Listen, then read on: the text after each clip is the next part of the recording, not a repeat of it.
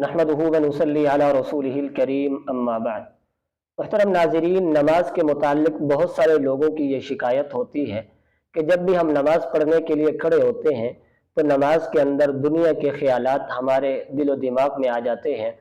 बसा औक़ात तो ऐसा हो जाता है कि रकातें भूल जाते हैं कि 2 रकातें पढ़ी हैं, 3 पढ़ी हैं, 4 पढ़ी हैं। बसा औक़ात क़िरात भूल जाते हैं कि सूरतुल फ़ातिहा पढ़ी है या नहीं पढ़ी, सूरतुल फ़ातिहा के साथ कोई और सूरत पढ़ी है या नहीं पढ़ी। इन्हीं ख़यालात की वजह से इंसान बहुत सारी चीज़ें नमाज के अंदर भूल जाता है। और बहुत सारे लोग ऐसे भी होते हैं जो इन्हीं ख़यालात से तंग आकर नमाज पढ़ना ही छोड़ देते हैं। तो इन्हीं ख़यालात की वजह से नमाज का क्या हुक्म है, आया नमाज हो जाती है या नमाज नहीं होती? तो इस मसले के मुतालिक 4 अहम बातें आपके सामने अर्ज़ की जाएंगी। पहली बात यह कि ये ख़यालात आते कहाँ से हैं, और नंबर 2 ये ख़यालात नमाज में ही क्यों आते हैं, और नंबर 3 इन्हीं ख़यालात की वजह से नमाज का क्या हुक्म है, और नंबर 4 इन ख़यालात से बचने का क्या तरीक़ा है। वीडियो की जानिब बढ़ने से पहले आपसे गुजारिश है, अगर आप चैनल पर नए हैं तो चैनल को लाजमी सब्सक्राइब कर लें। मोहतरम नाज़रीन, कुरान पाक में अल्लाह रब्बुल इज़्ज़त ने इरशाद फरमाया, क़द अफ़लहल मुमिनून अल्लज़ीना हुम फ़ी सलातिहिम ख़ाशिऊन। तहक़ीक़ कामयाब हो गए वो लोग जो अपनी नमाज में खुशू इख्तियार करते हैं। इस आयत पाक के अंदर अल्लाह रब्बुल इज़्ज़त ने नमाज में खुशू को कामयाबी की अलामत करार दिया है। तो जो नमाज खुशू और खुजू के साथ पढ़ी जाती है वो नमाज कामिल और मुकम्मल होती है और दिली तौर पर इंसान को सुकून और राहत महसूस होता है।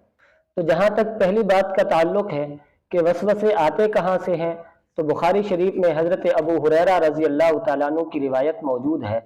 वो फरमाते हैं कि जनाब नबी करीम सल्लल्लाहु अलैहि वसल्लम ने इरशाद फरमाया, इन्ना अहदकुम इज़ा क़ाम युसल्ली, कि जब तुम में से कोई एक नमाज के लिए खड़ा होता है, जा शैतान, तो शैतान उसके पास हाजिर हो जाता है, फलबसा अलैहि, और शैतान उस पर शुबह डाल देता है, शैतान उस पर वसवसा डाल देता है, हत्ता ला यदरी कम सल्ला, यहाँ तक कि वो ये नहीं जानता कि उसने कितनी रकातें पढ़ ली हैं और कितनी रकातें उसकी बाकी हैं।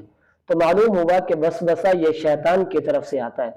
इसी तरीके पर आप अलैहिस्सलातु वस्सलाम ने इरशाद फरमाया, इन्न शैतान यजरी मिनल इंसानी मजरद दम, बेशक शैतान इंसान की रगों में खून की तरह दौड़ता है। जिस तरह इंसान की रगों में खून की रवानी होती है, इसी तरीके पर शैतान भी इंसान के साथ हर वक्त रहता है। शैतान को पता है कि नमाज अल्लाह का हुक्म है और मुसलमान बंदा ये नमाज वाला फरीज़ा कभी नहीं छोड़ेगा। तो अब वो समझता है कि अब यही सूरत है कि नमाज के अंदर खलल डालकर, वसवसा डालकर किसी तरीके से इसको यहाँ से बदजन करने की कोशिश करो, नमाज के रास्ते से इसको हटाने की कोशिश करो। तो जो लोग इन्हीं वसवसों से तंग आकर नमाज छोड़ देते हैं तो वो बहुत गलत काम करते हैं। और बाकी रहा कि ये ख्यालात आते क्यों हैं, तो इस हवाले से याद रखें मोहतरम नाज़रीन, जब इंसान गुनाह कर रहा होता है तो इंसान का दिलो दिमाग बिल्कुल खामोश होता है। ऐसे महसूस होता है जैसे इंसान का दिलो दिमाग उसका साथ दे रहा हो। जब इंसान गुनाह के अंदर मगन होता है तो उसको दूसरी किसी चीज़ का भी ख्याल नहीं रहता। उसको ये भी ख्याल नहीं रहता कि अल्लाह की ज़ात मुझे देख रही है।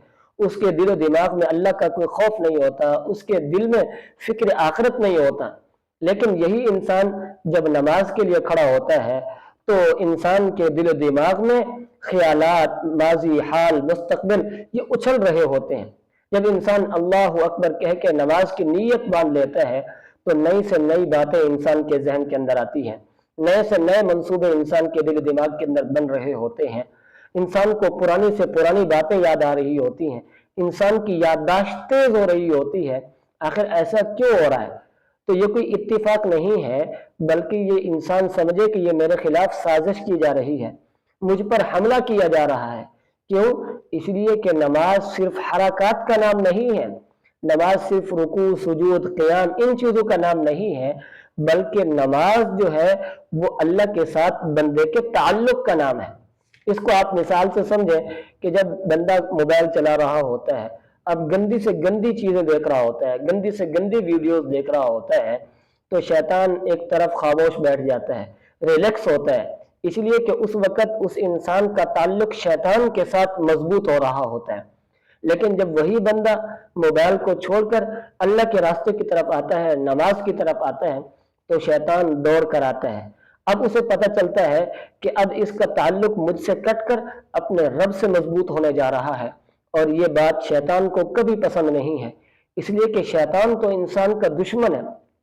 اور اللہ رب العزت نے قرآن مجید میں فرمایا، ان الشیطان لکم عدو فاتخذوہ عدوا، بے شک شیطان تمہارا دشمن ہے، اس کو اپنا دشمن سمجھو۔ اور دشمن اس وقت کبھی آپ پر وار نہیں کرے گا جب تک آپ اس کے مطابق چل رہے ہوں گے۔ دشمن آپ پر اس وقت اٹیک کرتا ہے، اس وقت وار کرتا ہے جب آپ اس کے خلاف جا رہے ہوتے ہیں۔ تو جب انسان گندی چیزیں دیکھ رہا ہوتا ہے تو اس وقت تو شیطان خاموش ہے، لیکن جب نماز کی طرف آتا ہے تو شیطان بھی آ جاتا ہے حملہ کرنے کے لیے، وسوسے ڈالنے کے لیے۔ تو انسان کو اب بھاگنا نہیں ہے بلکہ ٹھہر جانا ہے، یہ سمجھنا ہے کہ خالی کمرے میں کبھی چور نہیں آتا۔ چور جب بھی آتا ہے تو اس کمرے کے اندر آتا ہے جہاں مال و دولت پڑا ہوتا ہے۔ اسی طرح کبھی خالی درخت کو پتھر نہیں مارے جاتے بلکہ اس درخت کو پتھر پڑتے ہیں جو ہرا بھرا ہو۔ تو انسان سمجھے کہ میرا دل و دماغ، میرا کمرہ خزانے سے بھرا ہوا ہے، میرا درخت جو ہے وہ ہرا بھرا ہے، اسی وجہ سے تو باہر سے حملے کیے جا رہے ہیں۔ تو انسان کو بھاگنا نہیں چاہیے بلکہ اطمینان کے ساتھ اپنی نماز پڑھنی چاہیے۔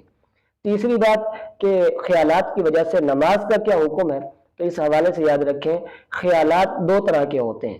ایک تو وہ خیالات جو انسان کے دل و دماغ میں خود بخود آ جاتے ہیں، انسان کا کوئی اختیار نہیں ہوتا، خود بخود انسان کے ذہن میں طرح طرح کے خیالات آتے رہتے ہیں۔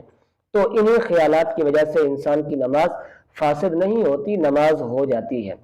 اور دوسرا ہے کہ انسان خیالات خود بخود اپنے دل و دماغ میں لاتا ہے، خود بخود باتیں سوچ رہا ہوتا ہے، خود بخود حساب و کتاب سوچ رہا ہوتا ہے۔ تو اب بھی اگرچہ نماز ہو جاتی ہے لیکن انسان کو خود بخود خیالات لانا یہ اچھی بات نہیں ہے، اس سے بچنا چاہیے۔ اور چوتھی بات کہ ان خیالات سے بچنا کیسے ہے، تو مسلم شریف میں روایت ہے، حضرت عثمان بن ابی العاص رضی اللہ تعالیٰ عنہ فرماتے ہیں، میں جناب نبی کریم صلی اللہ علیہ وسلم کی خدمت میں حاضر ہوا، فقال یا رسول اللہ، میں نے آ کر کہا اے اللہ کے محبوب پیغمبر، ان الشیطان قد حال بینی و بین صلاتی و قراءتی، کہ بے شک جب میں نماز کے اندر کھڑا ہوتا ہوں، نماز کی قرات کر رہا ہوتا ہوں، تو شیطان میری نماز اور میری قرات میں حائل ہو جاتا ہے، رکاوٹ ڈالنا شروع کر دیتا ہے، یلبسها علیہ، وہ مجھ پر میری نماز کو، میری قرات کو خلط ملط کر دیتا ہے۔ تو میں کیا کروں، شیطان کے ان وسوسوں سے کیسے بچوں؟ تو آپ علیہ الصلوۃ والسلام نے ارشاد فرمایا، ذاک شیطان یقال له خنزب، یہ شیطان ہے جسے خنزب کہا جاتا ہے۔ اب شیطان سے بچنا کیسے ہے، تو آپ علیہ الصلوۃ والسلام نے فرمایا، فَإِذَا أَحْسَسْتَهُ فَتَعَوَّذْ بِاللَّهِ، تو جب تم اپنی نماز میں شیطان کے وسوسے کو محسوس کرو تو پھر اللہ کی پناہ مانگو، اعوذ باللہ من الشیطان الرجیم پڑھ کے یا کوئی اور کلمہ پڑھ کے اللہ کی پناہ مانگ لو۔ وَطْفُلْ عَلَى يَسَارِكَ ثَلَاثًا، اور اپنی بائیں جانب 3 مرتبہ تھتکار دو، یعنی جب تم نماز کے لیے کھڑے ہو رہے ہو تو نماز سے پہلے اعوذ باللہ پڑھ کے 3 مرتبہ بائیں تھتکار دو، تو آپ کے دل و دماغ میں کبھی شیطان نہیں آئے گا۔ تو حضرت عثمان بن طلحہ عثمان بن ابی العاص فرماتے ہیں کہ آپ صلی اللہ علیہ وسلم نے جو طریقہ بتلایا میں نے اس پر عمل کیا، فَأَذْهَبَهُ اللَّهُ عَنِّي، تو اللہ نے مجھ سے شیطان کے ان وسوسوں کو دور کر دیا۔ تو ہمیں بھی چاہیے کہ ہم اعوذ باللہ پڑھ کے شیطان کے وسوسوں سے اللہ کی پناہ مانگیں۔